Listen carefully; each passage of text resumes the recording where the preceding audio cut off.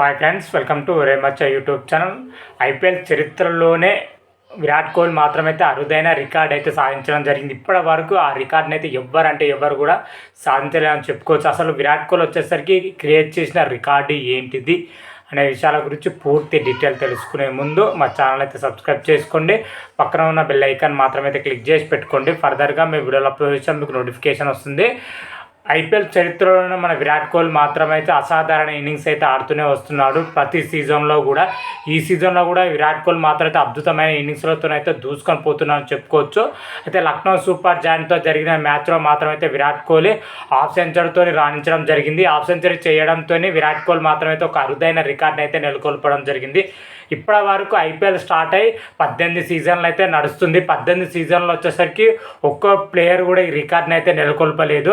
ఒకే ఒక ప్లేయర్గా అయితే విరాట్ కోహ్లీ అయితే నిలవడం జరిగింది. ఆ మార్క్ అందుకున్న ఒకే ఒక ప్లేయర్ అయితే విరాట్ కోహ్లీ అయితే అందుకోవడం జరిగింది. ఇప్పటి వరకు 18 సీజన్లు కలిపి విరాట్ కోహ్లీ వచ్చేసరికి 9,000 పరుగులు అయితే పూర్తి చేయడం జరిగింది. ఒక అద్భుతమైన మైల్ రాయలు అయితే అందుకోవడం జరిగింది. ఇప్పటి వరకు ఐపీఎల్ చరిత్రలోనే అత్యధిక పరుగులు చేసిన రికార్డును మాత్రమైతే విరాట్ కోహ్లీ పేరిటనే ఉంది. అది ఎవరు కూడా అందుకోవడం అసాధ్యం అని కూడా చెప్పుకోవచ్చు. అదేవిధంగా 9,000 మార్కులు అందుకున్న మొదటి బ్యాటర్గా అయితే విరాట్ కోహ్లీ అయితే రికార్డ్ అయితే సృష్టించడం జరిగింది. ఓవరాల్గా ప్రపంచ క్రికెట్ T20 ఫార్మాట్లో చూసుకున్నా కానీ అతి తక్కువ మ్యాచ్ల్లోనే 9,000 పరుగులు అందుకున్న రికార్డును అయితే విరాట్ కోహ్లీ అయితే నెలకొల్పడం జరిగింది. ఇప్పటి వరకు రికార్డ్ అయితే ఎవ్వరు అందుకోలేదు. ప్రపంచ క్రికెట్లో కంపేర్ చేసినా కానీ అన్ని లీగులు కానీ మన T20 ఫార్మాట్ చూసుకున్నా కానీ ఎవ్వరు కూడా ఈ ఫీట్ని మాత్రమైతే సాధించలేదని చెప్పుకోవచ్చు. ఐపీఎల్లో చూసుకుంటే అత్యధిక రన్ చేసిన జాబితాలో చూసుకుంటే మొట్టమొదటి ప్లేస్లో వచ్చేసరికి మన team India star cricket Virat Kohli అయితే ఉండడం జరిగింది. విరాట్ కోహ్లీ వచ్చేసరికి ఓవరాల్గా ఐపీఎల్ చరిత్రలో 9,029 పరుగులు అయితే చేసి మొదటి స్థానంలో అయితే కొనసాగుతున్నాడని చెప్పుకోవచ్చు. ఆ తర్వాత స్థానంలో చూసుకుంటే మన టీమిండియా కెప్టెన్ రోహిత్ శర్మ వచ్చేసరికి 6,060 పరుగులు అయితే చేయడం జరిగింది. దాదాపు విరాట్ కోహ్లీకి మన రోహిత్ శర్మ చూసుకుంటే 3,000 పరుగులు అయితే తేడా అయితే ఉందని కూడా చెప్పుకోవచ్చు. అంత పరుగులు చేయడం కష్టం. రోహిత్ శర్మ సెకండ్ పొజిషన్లో అయితే కొనసాగుతున్నాడు. ఆ తర్వాత చూసుకుంటే థర్డ్ పొజిషన్లో జేమ్స్ విన్స్ అయితే ఉండడం జరిగింది. 5,934 పరుగులు అయితే చేయడం జరిగింది. మూడో ప్లేస్లో ఉన్నాడు.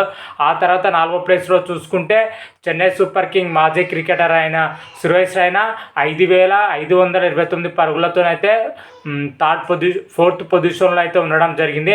ఆ తర్వాత చూసుకుంటే చెన్నై సూపర్ కింగ్ కెప్టెన్ అయిన మహేంద్ర సింగ్ ధోని వచ్చేసరికి 5th పొజిషన్లో ఉన్నాడు 5,314 పరుగులతోని.